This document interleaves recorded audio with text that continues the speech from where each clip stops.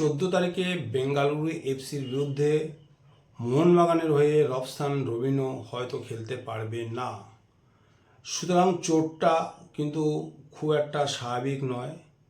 এই চোটটা এই মরশুমে রবসান রবিনোকে কিন্তু যথেষ্ট ভোগাবে। তবে রবসান রবিনো মডার্ন ম্যাচে যথেষ্ট আশা জুগিয়েছিল মোহনবাগান সমর্থকদের, এবং রবসান রবিনো যে কোন জাতের প্লেয়ার সেটা কিন্তু ওই মডার্ন ম্যাচে মোহনবাগান সমর্থকরা কিন্তু একেবারে চাক্ষুষ করতে পেরেছিল। এর আগে আমরা বাংলাদেশের ধানমন্ডি ক্লাবের হয়ে যখন খেলতো তখন রবসান রবিনোর খেলা হয়তো কিছু কিছু দর্শক বা কিছু সমর্থক হয়তো দেখে থাকবে, কিন্তু রবসান রবিনোর সেই খেলা হয়তো মোহনবাগানে এসে প্রথম থেকেই খেলতে পারছিলেন না, কারণ তার ফিজিক্যাল ফিটনেসের একটা প্রবলেম ছিল। তো এ কয়দিন ট্রেনিং করে এবং জিম করে যাই করে হোক ফিটনেসের কাছে এসে মোটামুটি পৌঁছেছিলেন, এবং প্রায় 12 থেকে 14 কিলো ওয়েট ঝরিয়ে সবে খেলা শুরু করেছিলেন, কিন্তু চোট পেয়ে গেলেন, এবং সেই চোটই কিন্তু তাকে গত ম্যাচে খেলতে দেয়নি। বেঙ্গালুরু ম্যাচেও কিন্তু সে যথেষ্ট অনিশ্চিত। তো ইস্টবেঙ্গলের একজন ব্রাজিলিয়ান সই করেছিলেন যথেষ্ট আশা জুগিয়ে, সে হচ্ছে মিগুয়েল এবং রবসান রবিনোর মধ্যে তুলনা যদি আমরা করি তাহলে অবশ্যই এই মুহূর্তে পারফরমেন্সের নিরিখে মিগুয়েল কিছুটা হলেও রবসান রবিনোর থেকে এগিয়ে থাকবে, কিন্তু পায়ের যে জাদু সেই জাদুতে কিন্তু রবসান রবিনো মিগুয়েলের থেকে কয়েক কদম এগিয়ে আছে। তো কেন জানি না কিছু সমর্থক, ইস্টবেঙ্গলের কিছু সমর্থক বা কিছু বিশেষজ্ঞরা ইস্টবেঙ্গলের প্রাক্তন খেলোয়াড়, বিশেষ করে আমি নাম বলতে দ্বিধা করছি, বিকাশ পাজির মতো প্রাক্তন ফুটবলাররা কী করে যে মিগুয়েলকে কিষাণুদের সঙ্গে তুলনা করেন, আমি আমার ফুটবল বোধ থেকে সেটা এখনও বুঝতে পারছি না। কারণ কিষাণুদে ছিল একটা ভারতের অনবদ্য প্লেয়ার, বা পায়ের জাদু ছিল তার পায়ে।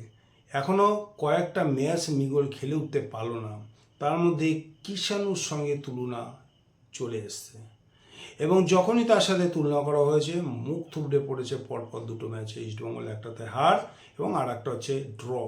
তো এই মুহূর্তে ইস্টবেঙ্গল কিন্তু খুব একটা সুবিধাজনক অবস্থায় নেই।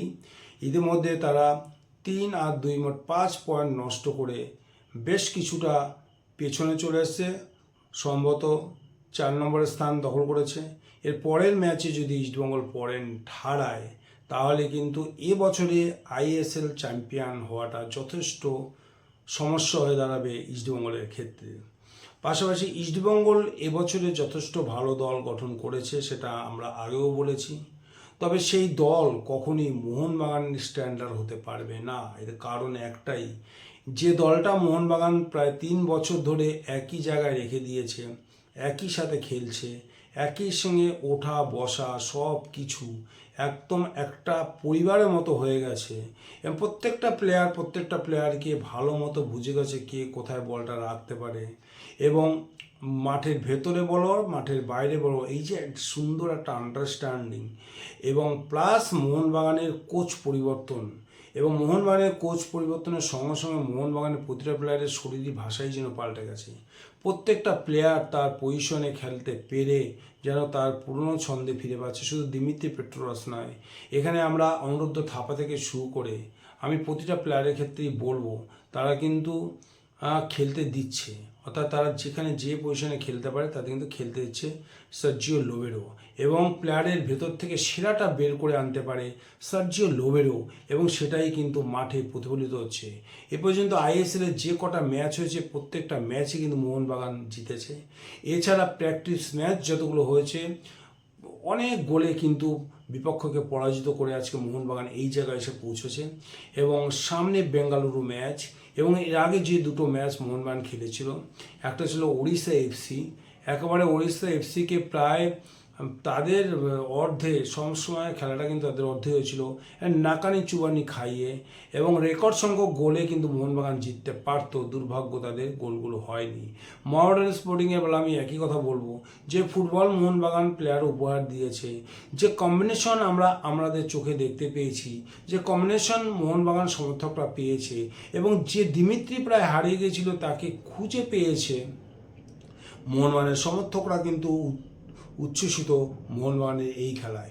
এবং একের পর এক ম্যাচে কিন্তু মোহনবাগান আরও উন্নতি করছে, এবং তাদের মধ্যে একটা হেলদি কম্পিটিশন চলে এসেছে, যেখানে একটা পজিশনে 3টে করে প্লেয়ার মোহনবাগান ম্যানেজমেন্ট তুলে দিয়েছে, এবং প্রত্যেকেই কিন্তু প্রথম 11-এ আসার জন্য একটা তীব্র লড়াইয়ের মধ্যে কিন্তু অবতীর্ণ হয়ে গেছে, যার ফলে মোহনবাগান কিন্তু একেবারে নাছোড়বান্দা, কিছুতেই কিন্তু একদম কেউ কিন্তু হাল ছাড়তে একদম নারাজ না। যখনই যাকে চান্স দেওয়া হচ্ছে সে কিন্তু তার পুরোটাই দেওয়ার চেষ্টা করেছে। গত ম্যাচে আমরা মনবীর সিংকে দেখেছি, মনবীর সিংকে চান্স দেওয়াতে মনবীর সিং জান প্রাণ দিয়ে খেলেছে, এবং সেই পুরনো মনবীর সিং কিন্তু আমরা দেখতে পেয়েছি। লিস্টান ক্লাসোকে যেটুকু সময় দিয়েছে সেটুকু সময় কিন্তু লিস্টান ক্লাসও মাঠ কাঁপিয়ে দিয়েছে। যে গোলটা ম্যাকলারেনকে দিয়ে করালো, মানে বলটাকে ডান পাশে ফেলে বাদিক দিয়ে ঢুকে পেছন দিয়ে ঢুকে সেই বলটা গিয়ে যখন মাইনাস করলো ম্যাকলারেনকে, সেই অনবদ্য মাইনাস থেকে ম্যাকলারেনের একদম তাৎক্ষণিক গোল। তো এইগুলো ফ্রেমে বাঁধিয়ে রাখার মতো। যদিও বা লিস্টন ক্লাসও গত বছর যে পজিশনে খেলেছিল সেই পজিশনে খেলছে না, তার কারণ হচ্ছে রবসন রবিনও সেম পজিশনে খেলে। বললাম না, এই একই পজিশনে খেলতে হলে তাকে একদম টপ পজিশনে আসতে হবে, একদম তাকে ছাড়িয়ে যেতে হবে, তাহলেই কিন্তু সে সেই জায়গা পাক্কা পাবে। অর্থাৎ এখানে সার্জিও লোবেরও কিন্তু কেউ কিন্তু তার কাছে প্রিয় নয়, অর্থাৎ যে পারফর্ম করবে তাকেই কিন্তু চান্স দেবে, এবং তার হাতে পড়ে দিমিত্রি পেট্রোস ভয়ঙ্কর থেকে ভয়ঙ্করতম হয়ে উঠেছে, এবং দিমিত্রি পেট্রোস যতক্ষণ মাঝে ততক্ষণ একেবারে দম দাও ঘড়ির মতো চরকির মতো ঘুরবে, যেমন বিপক্ষের পা থেকে বল কেড়ে নেওয়া এবং থ্রু বল বাড়ানো। এই জিনিসটা দিমিত্রি পেট্রোস থেকে প্রতিটা মোহনবাগানের মিডফিল্ডে ডিফেন্সে প্রত্যেকের ভিতরে এই প্রবণতা কিন্তু দেখা গেছে। বল কিছুতেই ছাড়বে না, কোনো কারণে বল যদি পা থেকে বেরিয়ে যায় আবার তৎক্ষণাৎ সেই বলের জন্য ঝাঁপিয়ে পড়ছে। এই একটা গুণ কিন্তু মোহনবাগানের প্রতিটা প্লেয়ারের মধ্যে কিন্তু লক্ষ্য করা যাচ্ছে, এবং যেটা কিন্তু মোহনবাগানের সাফল্যের পেছনে প্রধান কারণ হয়ে দাঁড়িয়েছে। আর মোহনবাগানে আমি যাদের কথা বলি এখনও রিজার্ভ বেঞ্চ পুরোপুরি পরীক্ষিত নয়। কিয়ান নাসিক সেইভাবে চান্স পাচ্ছে না, সোহেল ভাট পুরো শীত ঘুমে চলে গেছে। কেন? তাদেরকে চান্স দেওয়ার মতো পজিশনে বা সেরকম কোনো সিচুয়েশন এখন পর্যন্ত তৈরি হয়নি। তবু ওড়িশা এফসিতে তবু কিছু কিছু প্লেয়ারকে নামিয়ে একবার টেস্ট করে দেখেছে, ফার্স্ট 11, এবং সেই 11 যদি কোনো কারণে ধাক্কা খায় তাহলে সেক্ষেত্রে আমাদের রিজার্ভ বেঞ্চটা একবার দেখে নিয়েছে। এবং এই মুহূর্তে মোহনবাগান যে পারফর্ম করছে 4 ম্যাচে 12 পয়েন্ট, এবং গোল পার্থক্যে অনেক এগিয়ে আছে বিপক্ষের থেকে।